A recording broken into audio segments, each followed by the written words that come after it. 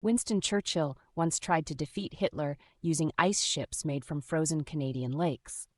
That's not a metaphor. This was a real, top-secret British plan called Project Hakuk, and it aimed to build massive, unsinkable aircraft carriers out of a weird mixture of ice and wood pulp.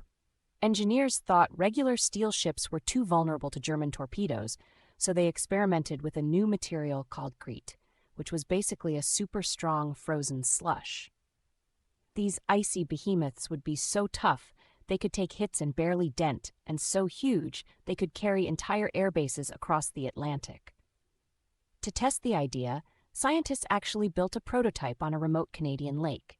It didn't melt, it didn't sink, and it even resisted bullets. Churchill was so excited about the possibilities that he personally wrote to his commanders urging them to push the project forward.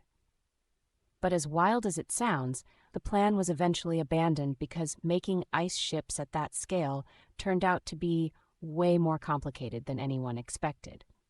Still, for a brief moment in World War II, the Allies seriously considered fighting the Nazis with floating mountains of Canadian ice.